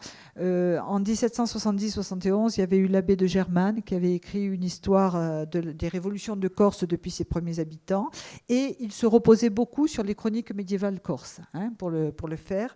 En Italie, il y avait d'autres écrivains comme Limperani en 1758, Cambiaghi en 1770, qui aussi prenaient appui soit sur Pietro Cirne ou soit sur les chroniqueurs du Moyen-Âge. Dans ses mémoires, Joseph Bonaparte dit que son frère s'efforçait de lire les textes en italien. Donc il a dû certainement avoir accès à ces ouvrages. Il a pu peut-être aussi consulter une traduction de An Account of Corsica de James Boswell, mais en ce qui concerne la période médiévale, c'est trop bref et trop confus pour qu'on puisse y voir les détails qu'il met dans ses lettres à la Bérénale. Donc je ne pense pas que ce soit la source principale. Alors, quelles observations sur ces lettres à la Bérénale? D'abord, en parcourant ces textes, on s'aperçoit que des ajouts manifestes ont été effectués sur les chroniques et qui peuvent quand même surprendre par leur teneur. Quelques faits qui étaient rapportés très sobrement dans les chroniques ont enflammé l'imaginaire du jeune Napoléon. Alors, il a inséré des discours de son cru qui mettent en lumière une scène précise, une scène aux postures très théâtrales. On a une femme humiliée qui vient demander justice, on a une séductrice qui essaie de détourner le guerrier de son devoir, on a le père aveugle qui maudit son fils sur le sable, le vieillard qui réclame vengeance et qui veut empêcher les siens de courir à leur mort. La tragédie qui était nouée aussi entre Sampiero et Vanine lui permet de glisser deux nouvelles tirades, celle où la jeune femme implore son mari de recevoir dignement la mort de ses mains, et l'autre où Sampiero justifie au nom de l'honneur l'assassinat de sa femme. Tout ça en discours. Alors, la prise de parole par ces personnages crée évidemment un phénomène d'amplification des événements qui traduit certainement l'importance que veut leur accorder le jeune Napoléon. Mais surtout, ce qui m'apparaît, c'est que cette façon de s'exprimer, de dépeindre les actions et les hommes, signe surtout son appartenance et les affinités de Napoléon avec une génération, sa génération, où l'influence rousseauiste, les goûts esthétiques et littéraires préfigurent l'épanouissement du romantisme. Il y a le pathos des situations, l'éloquence des protagonistes. Il veut toucher les sentiments du lecteur. Et les allusions, alors il y a des allusions aux cheveux épars, aux larmes, à la pâleur des visages, et tout cela, l'expression de ces émotions exacerbées, emplissent ces passages et relient cette écriture indéniablement à une veine littéraire que l'on a qualifiée de pré-romantique. Ce courant pré-romantique voyait dans la sensibilité assumer, revendiquer un chemin souvent supérieur à la raison pour approcher de la vérité. Et une autre de ses caractéristiques était de souligner l'interaction qu'il pouvait y avoir entre la nature et les sentiments humains. Et en effet, Napoléon n'oublie pas de noter le moment et le lieu de son écriture. C'est à l'entrée de la belle saison, sous l'arbre de la paix et sous l'oranger, qui l'installe dans un paysage beau et lumineux, mais où son âme ne perçoit que le drame des destinées insulaires. Il y a d'autres évocations d'éléments naturels, comme la caverne où le vieux Sambucucci trouve refuge, les rochers où Renucci della Rocca connaît l'errance de l'homme traqué, les forêts, les montagnes, les forêts les moins pénétrables, qui sont les derniers refuges des insulaires. On a vu d'autres manuscrits et d'autres notes de lecture sont parvenus jusqu'à nous, montrant que Napoléon s'est vivement intéressé à l'histoire d'autres contrées. Mais ses travaux n'ont pas suscité chez lui le même type d'exaltation. Peu ou pas de dialogue, beaucoup moins de lyrisme dans les récits, seules les nouvelles qu'il a rédigées ou qu'il a esquissées s'approchent de ce style d'écriture. Pour Napoléon, l'histoire de Corse semble s'écrire comme un roman. Le regard qu'il jette sur l'histoire de son pays est celui d'un individu qui exprime des émotions, qui partage celui d'anciens héros et qui veut surtout les communiquer à son lecteur. C'est donc une histoire revisitée et profondément ressentie. Mais cette vive sensibilité, qui constitue donc indéniablement une des facettes du jeune Napoléon, n'empêche pas l'esprit rationnel, le jugement politique, ainsi que le démontrent les thèmes et les personnages qui ont retenu son attention. Avec une extrême concision, il traite ce qui lui semble essentiel. Il survole le récit des chroniques en se focalisant sur des points qui touchent à ses préoccupations du moment, la lutte contre l'ordre féodal, les valeurs d'égalité, de liberté, la critique de la tyrannie, on a parlé de tyrannie génoise, et des actions pontificales. Et dans la présentation de son travail à la Bérénale, il indiquait qu'il se réjouissait, avant d'interrompre son récit, donc, d'en arriver à Pascal Paoli et à ses grandes qualités. Donc on voit bien qu'il trace une nette continuité entre les périodes des guerres d'indépendance de la Corse et l'histoire médiévale de l'île. Ces réflexions tissent un lien étroit entre les époques et donnent à l'œuvre de Pascal Paoli et de ses contemporains des racines très profondes. Le second point sur lequel je voudrais traiter, c'est la valorisation des personnages. Il a oublié quelques figures mythiques comme Dio Taïut, des hommes qui ont gouverné au nom de Gênes comme les vicaires Guglielmo Francesco della Rocca. Il n'a pas parlé des puissants Cortines. Voilà, lui, ce qu'il a fait, il a distingué les personnages dont les existences lui ont paru exceptionnelles. Les seigneurs mentionnés appartenant à la période médiévale ont tous été maîtres d'une grande partie de l'île, hors évidemment certains présides génois. Ils ont obtenu la domination suprême en Corse ou l'investiture comtale. Alors, les chroniques expliquent ce que représentaient les comtes de Corse. Les insulaires qui le sont devenus étaient tous originaires du delà des monts, au sud de la chaîne montagneuse de l'île, et ils suivaient un rituel d'investiture très précis qu'il fallait absolument respecter pour être reconnus. Et d'ailleurs, les comtes qui étaient investis par une autorité étrangère sans consultation du peuple n'obtenaient pas l'allégeance des insulaires. Vaillant guerrier, le prétendant devait rassembler des foules de partisans, franchir avec eux les monts pour arriver dans les grandes plaines septentrionales, ou alors il était acclamé et investi du titre comtal. Et ensuite, il tentait avec plus ou moins de succès de gouverner l'ensemble du territoire, en essayant ainsi d'unifier la Corse et de lui donner une certaine indépendance qui était toujours mise en cause. Alors la mise en valeur de ces personnages par Napoléon traduit les qualités qu'il leur attribue, on va le voir, traduisent bien évidemment sa propre vision d'un gouvernement et l'approbation d'un pouvoir fort exercé par un homme seul au service du bien public. Il débute la galerie des portraits héroïques avec le mythique chevalier romain Ugo Colonne, dont la question même de l'existence a soulevé tant de débats. Le premier à l'avoir évoqué ce personnage était le chroniqueur Giovanni della Grosse au XVe siècle. Et d'ailleurs, certains ont cru que c'était une invention pure et simple de Giovanni della Grosse. D'autres ont pensé que c'était une émanation, effectivement, des croyances populaires. Le personnage d'Ugo Colonne a eu un impact énorme en Corse. Le vaste lignage des Cinarchesi, qui tirait son nom de son fils Cinarque, le revendiquait pour ancêtre commun. Et ses membres jouissaient d'un véritable atout dans la lutte pour le pouvoir, car ils s'imposaient comme des seigneurs naturels, justement grâce aux droits octroyés par le pape à cet Ugo Colonne. Et il faut dire qu'aucun insulaire n'osait leur contester la prétention d'être les seuls à pouvoir atteindre cette dignité comtale. Ugo Colonne incarne la Reconquista Corse, la victoire dans l'île de la chrétienté. Et pour Napoléon, il apparaît bien comme un homme généreux, arrivé dans l'île en 816 avec 1000 de ses vassaux et parents pour combattre l'Empire mauresque. Mais à peine a-t-il énoncé la valeur de ce personnage qu'aussitôt surgissent ces critiques, de sévères critiques.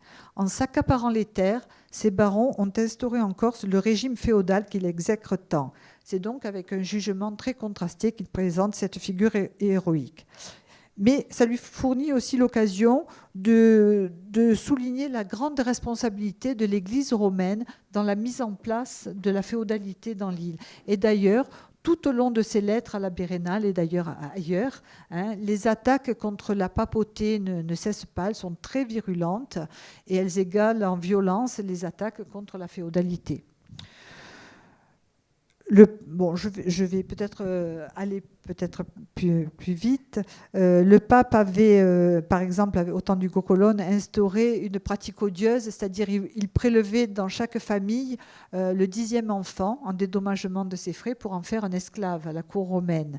Alors Napoléon a donné à toute la société ce triste sort, alors que dans les chroniques, ça ne concernait que les morts en châtiment de leur rébellion. Il a exagéré là. Voilà. Et un descendant d'Hugo Colonne, Arrigo Belmécer, a eu comme qualité essentielle aux yeux de Napoléon la suppression de ses actions indignes. Belmécer, c'était aussi le beau sire, un héros légendaire, dont aucun autre document que les chroniques n'évoque l'existence, représentait le bon gouvernement auquel aspiraient tant les Corses. Alors, là, Napoléon, il n'y a pas de questionnement sur ce personnage. Il s'attarde principalement sur sa mort pour parler des excès de la féodalité et la réaction des Corses. Par contre, ainsi qu'il a été évoqué, ce que je viens de le dire, Hugo Colonne a été contesté. Alors, c'était intéressant de voir comment Napoléon abordait cette question.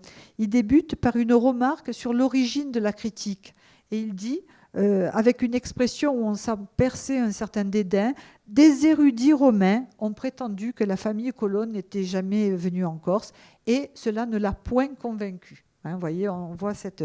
Alors là encore, je trouve que fidèle au courant pré-romantique, son fort intérieur l'incite à se défier des arguties des hommes déconnectés du terrain.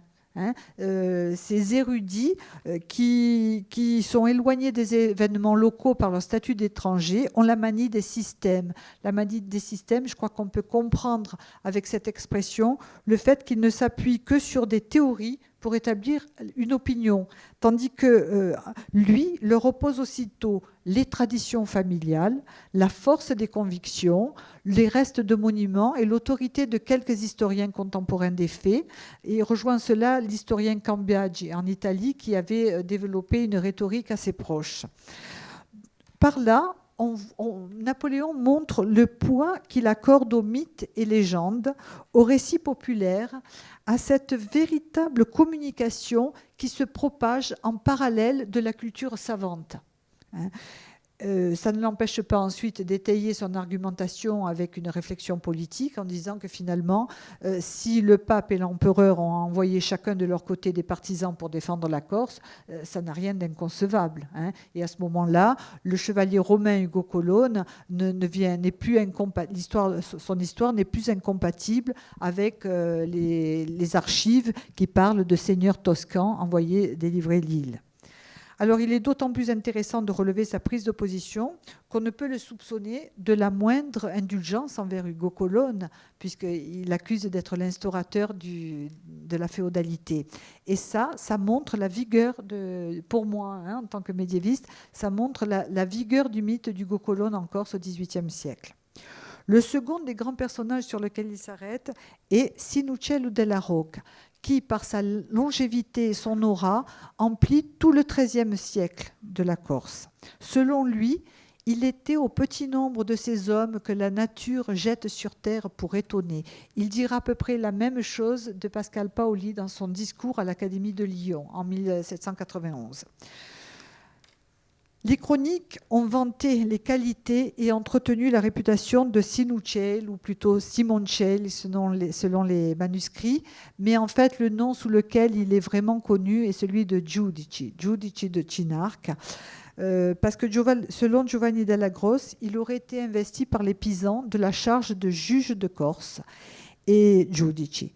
Et ce nom emblématique reprend évidemment sa qualité première, qui était d'être le garant de la justice dans tout le pays, une justice inflexible, puisqu'on dit même qu'il a fait exécuter son propre neveu pour avoir violenté une femme.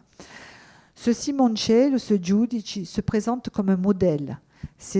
Il est rigoureux, il exige des impôts équitables, il est d'une valeur guerrière admirable et il a réussi à unifier la Corse sous sa bannière pendant des années et à lui apporter la paix. Sa lignée s'est perpétuée de façon glorieuse. Lui-même issu du mythique Ugo Colonne, c'est parmi ses descendants directs qu'ont été choisis la plupart des comtes de Corse. Traditionnellement considéré comme le champion de Pise face à Gênes, même s'il a dû louvoyer et pactiser avec les Liguriens pour préserver sa domination. Voilà. On a recensé plusieurs marques de son allégeance à la cité génoise. Mais Napoléon gomme l'impact de ses alliances avec les puissances étrangères et ne voit en lui qu'un défenseur du peuple et un farouche opposant à Gênes. Il le place même à la tête des communes, là encore il exagère, il le place à la tête des communes, tandis que les barons factieux menés par Giovanni Nelli sont soutenus par Gênes. Les textes médiévaux insistent sur l'existence mouvementée de Giudici. Il a connu des drames familiaux, des triomphes militaires, des exils, il a bénéficié de l'amour du peuple et il finit aveugle, trahi par son fils Salinès, livré à l'ennemi. Et la dramaturgie de sa mort, à près de 90 ans dans la prison Malapaga de Gênes, a contribué à sa légende.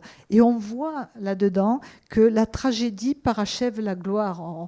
Quand on connaît la suite, évidemment, on peut que penser au futur reclus de Sainte-Hélène.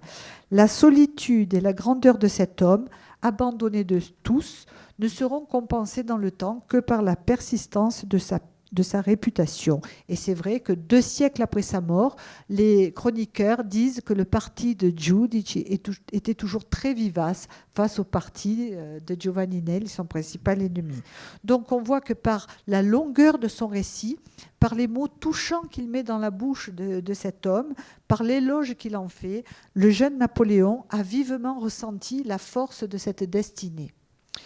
2 autres seigneurs sont ensuite mentionnés. Je regarde si je ne suis pas trop... Il faut conclure, alors oui.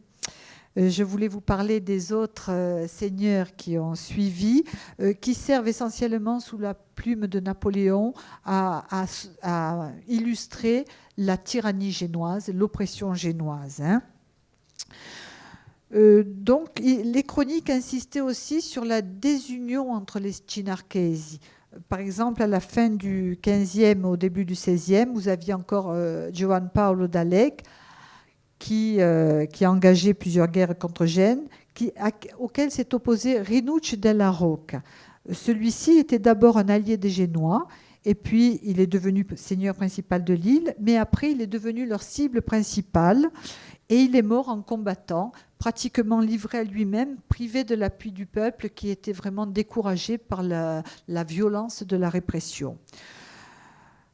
Alors, je vais passer là pour passer sur tous ces seigneurs, mais pour vous dire que dans cet exemple, comme dans tous les autres, Napoléon ne se veut pas objectif, mais partisan.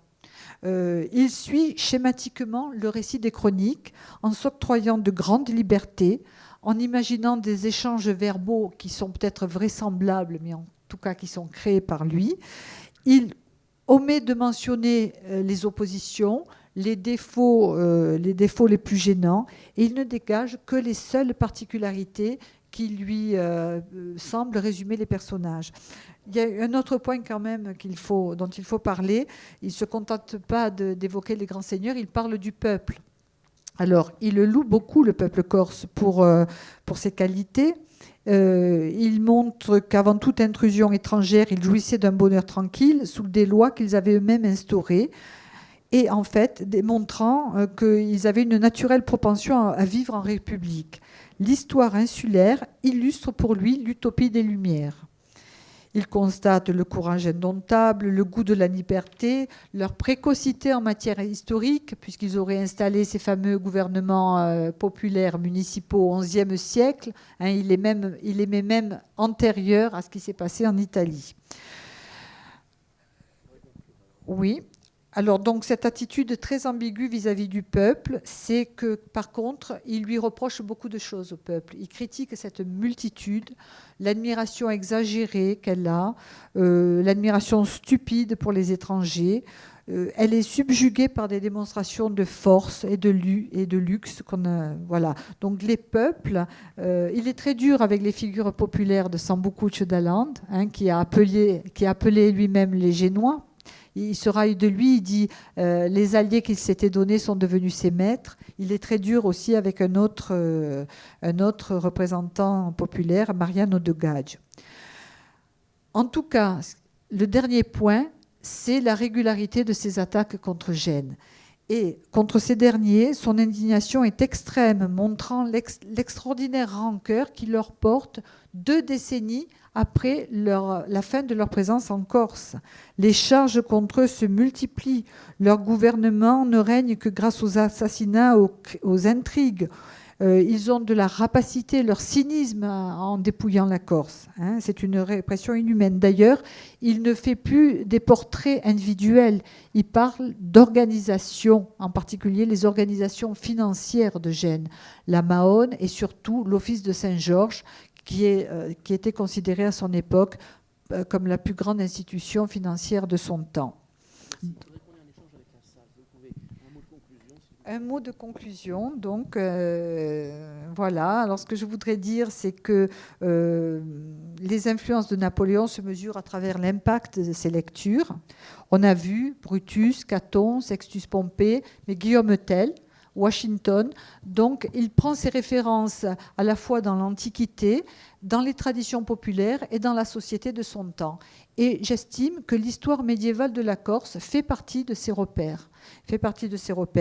Parce que par leur qualité et leurs défauts, les personnages de la Corse médiévale ont participé à la construction de l'homme, Napoléon Bonaparte. Ils ont eu une influence directe sur sa propre histoire familiale, puisqu'ils ont eu un impact sur la situation à laquelle ont été confrontés les acteurs de la Révolution de Corse.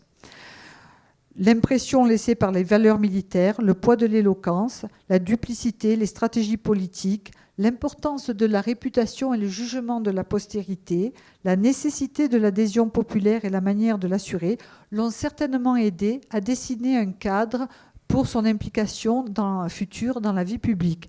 Et pour terminer, je peux dire que ces lettres de Napoléon, écrites à 20 ans, on ne peut considérer sa réflexion, sa pensée comme immature, inaboutie.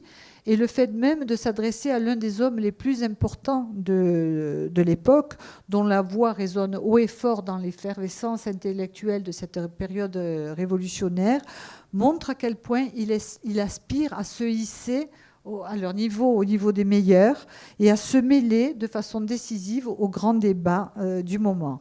La chaleur de son texte et le ton véhément qu'il emploie révèlent qu'il brûle de suivre les traces des personnages héroïques qu'il a évoqués, et donc Pascal Paoli est le dernier des représentants.